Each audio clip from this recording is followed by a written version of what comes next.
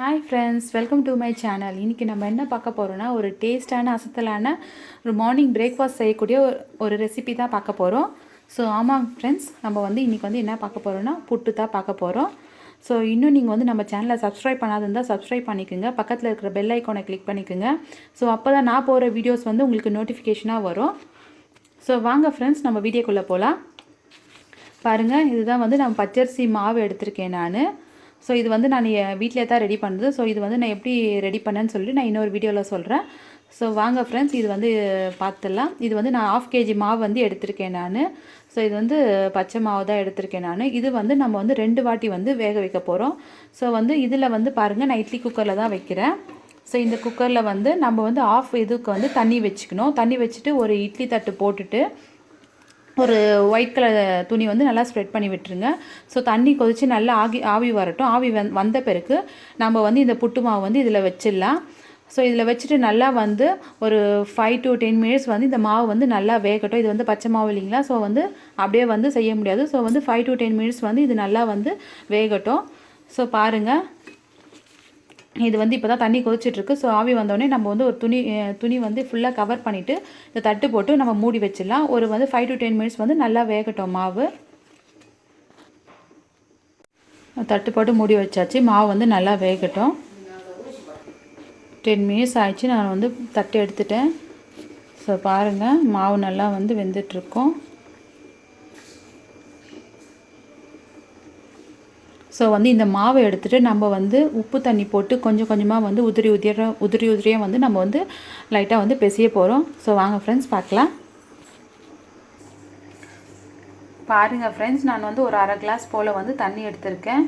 So அதில் இதை பாருங்கள், ஒரு 1/2 teaspoon அளவுக்கு நம்ம சால்ட் போட்டுக்கலாம். ஜஸ்ட் இது ஒரு டேஸ்ட்டுக்காக தான் போடுறோம், ரொம்ப போட்டுறாதீங்க. ஸோ இது நல்லா மிக்ஸ் பண்ணிவிட்டு நம்ம இந்த மாவில் போட்டு கொஞ்சம் கொஞ்சமாக உதிரியாக பிசைய போகிறோம். பாருங்கள், இந்த மாவு எடுத்து பிளேட்டில் மாற்றியாச்சு. ஸோ கொஞ்சம் கொஞ்சமாக நம்ம இந்த உப்பு தண்ணியை கொஞ்சம் கொஞ்சமாக தெளித்து உதிரியாக நம்ம பிசைய போகிறோம். ஸோ இது மாதிரி நீங்கள் பிசையணும்.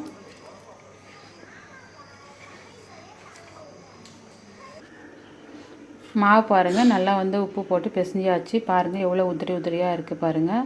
ஸோ இப்படி தான் இருக்கணும். இது மாவு நம்ம உப்பு தண்ணி போட்டு பிசையும்போது கொஞ்சம் கட்டி முட்டியமாக இருக்கும். லைட்டாக கையிலே இப்படி பண்ணி விடுங்க. ஸோ பாருங்கள், நான் துணி போட்டிருக்கேன் நான். ஸோ இதை தண்ணி நல்லா கொதித்து ஆவி வரட்டும். ஸோ இந்த துணி மேலேயே வரும், நல்லா ஆவி தெரியும். ஸோ ஆவி வந்த பிறகு நம்ம இந்த மாவு எடுத்து இதில் ஆவி கட்டிடலாம். ஸோ நீங்கள் ஃபஸ்ட்டு ஆவி கட்டினீங்க இல்லைங்களா. ஸோ அதில் தண்ணி கம்மியாகிட்ருக்கும். தண்ணி கம்மியாக இருந்ததுன்னா கொஞ்சம் தண்ணி அதே மாதிரி அந்த இட்லி குண்டானில் காலளவு கொஞ்சம் அதிகமாக வச்சுட்டு நீங்கள் ஆவி கட்டுங்க.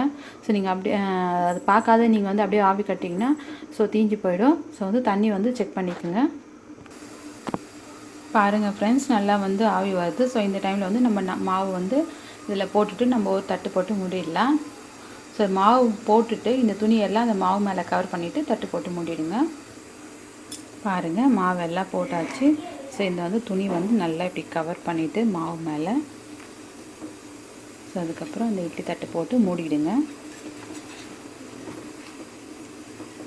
ஸோ நல்லா மாவு கவர் ஆகி அப்போ தான் மாவு நல்லா வேகும். பாருங்கள், மாவெல்லாம் நம்ம உள்ளே போட்டுட்டு தட்டு போட்டு மூடிடலாம். இது ஒரு 5 to 10 minutes போல் மாவு நல்லா வேகட்டும். ஸோ அதுக்கப்புறம் நம்ம அந்த புட்டில் என்னென்ன போட போகிறோமோ ஸோ அதை நம்ம எல்லாம் ரெடி பண்ணி வச்சிடலாம். பாருங்கள் ஃப்ரெண்ட்ஸ், நம்ம அந்த புட்டில் என்னென்ன பொருள் சொல்லிட்டு போட போகிறோமோ அது எல்லாமே நான் ரெடி பண்ணி வச்சுருக்கேன். ஸோ பாருங்கள், வெள்ளை நல்லா நொறுக்கி வச்சுருக்கேன் நான். ஸோ இது மாதிரி குட்டி குட்டி பீஸாக கொஞ்சம் தெரியணும். ரொம்ப நீங்கள் தூளாக நொறுக்கிடாதீங்க. அதுக்கப்புறம் தேங்காய் இது மாதிரி நீல வாக்கில் நான் பீஸ் போட்டு வச்சுருக்கேன். ஸோ இது நான் மிக்சியில் போட்டிருக்கேன். மிக்சியில் ஒரு சுற்றிட்டு எடுத்துக்கலாம் அப்படின்னு சொல்லிட்டு நீங்கள் துருவதாலும் துருவிட்டு நீங்கள் அப்படியே கூட ஆட் பண்ணிக்கலாம். ஸோ இந்த தேங்காயில் நான் ஒரு 3 ஏலக்காய் போடுறேன் நான். ஜஸ்ட்டு ஒரு ஸ்மெல்லுக்காக போடுறேன். அதுக்கப்புறம் கடலப்பருப்பு எடுத்துகிட்டு ஊரெல்லாம் வைக்க வேண்டாம். ஸோ அப்படியே நான் வேக வச்சுருக்கேன். அதுக்கப்புறம் தேவையான அளவுக்கு கீ வச்சுருக்கேன். ஸோ இது நல்லா வேகட்டும். பாருங்கள், இது இன்னும் வந்துட்டு தான் இருக்குது. தேங்காய் பாருங்கள், மிக்சியில் போட்டு நான் ஒரே சுற்றிட்டு இதை பாருங்கள். ஸோ இப்படி இருக்கணும். ஸோ இதை நம்ம அப்படியே புட்டு மாவில் ஆட் பண்ணிடலாம். ஸோ மாவு வந்துருச்சான்னு பார்க்கலாம். பாருங்கள் ஃப்ரெண்ட்ஸ் 10 மினிட்ஸ் ஆகிடுச்சு. ஸோ வந்து திறந்து பார்க்கலாம் மாவு வந்து நல்லா வெந்துட்டுருக்கா அப்படின்னு சொல்லிட்டு திறந்தாச்சு. பாருங்கள் ஃப்ரெண்ட்ஸ் மாவு வந்து நல்லா வெந்துட்டுருக்கு. ஸோ வந்து இப்படி உங்களுக்கு எப்படி தெரியணுன்னா, ஸோ நல்லா வந்து நம்மளுக்கு ஃபீல் ஆகும். கையிலே வந்து நல்லா அந்த மாவுலேயே நல்ல ஒரு ஈரப்பதமாக இருக்கும். நல்லா வெந்துட்டுருக்கு மாவு. ஸோ வந்து இது வந்து நம்ம ஒரு குண்டாவில் வந்து ட்ரான்ஸ்ஃபர் பண்ணிவிட்டு, ஸோ இந்த புட்டு கூட என்னென்ன இது நம்ம வச்சுருக்கோம் இல்லைங்களா ரெடியாக, ஸோ அது எல்லாமே மிக்ஸ் பண்ணிட்டு 1 by 1 வந்து மிக்ஸ் பண்ணிவிட்டு வந்துடலாம். பாருங்கள், ஸோ இந்த மாவு வந்து இந்த ஒரு இதில் குண்டாவில் வச்சாச்சு. ஸோ வந்து இதில் வந்து நம்ம என்னென்ன ஆட் பண்ணுறோம்னு சொல்லிட்டு பார்த்துடலாம். தேங்காய் ஆட் பண்ணிக்கோங்க. ஸோ வெல்லம் வந்து நீங்கள் வந்து பனை வெல்லம்னா வந்து ரொம்ப அதிகமாக வந்து ஸ்வீட் இருக்கும். ஸோ நார்மல் வெல்லம்னா வந்து ஸ்வீட் கம்மியாக இருக்கும். நான் பனை வெல்லம் ஆட் பண்ணியிருக்கேன் நான். ஸோ உங்களுக்கு எவ்வளோ ஸ்வீட் தேவையோ அவ்வளோ அளவுக்கு வந்து நீங்கள் ஆட் பண்ணிக்கோங்க. ஸோ வெல்லம் ஆட் பண்ணியாச்சு. ஸோ ஆட் பண்ணிட்டு நல்லா வந்து மிக்ஸ் பண்ணி விடுங்க. நான் பாருங்கள் கடலைப்பருப்பு வந்து இந்த தண்ணீர் ஜல்லடையில் போட்டு நல்லா வந்து தண்ணி எடுத்து வச்சுருக்கேன் நான். ஸோ இதுவும் வந்து இது கூட வந்து மிக்ஸ் பண்ணிடலாம். கடலைப்பருப்பு போட்டு நல்லா வந்து ஆட் பண்ணுங்கள். ஸோ அதுக்கப்புறம் வந்து நம்ம வாசனைக்கு கொஞ்சமாக வந்து கீ ஊற்ற போகிறோம்.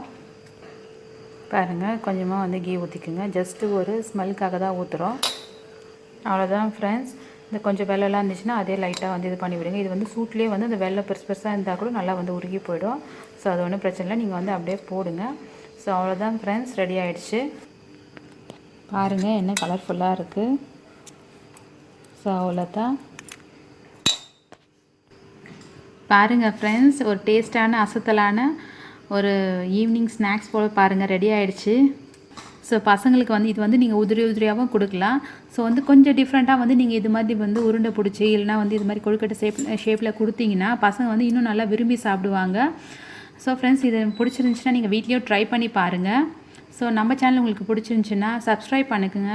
பக்கத்தில் இருக்கிற பெல் ஐக்கானை கிளிக் பண்ணிக்கோங்க. லைக் பண்ணுங்கள், கமெண்ட்ஸ் பண்ணுங்கள், அண்ட் ஷேர் பண்ணுங்கள் ஃப்ரெண்ட்ஸ். பாய் ஃப்ரெண்ட்ஸ், நெக்ஸ்ட் வீடியோவில் பார்க்கலாம். தேங்க்ஸ் ஃபார் வாட்சிங்.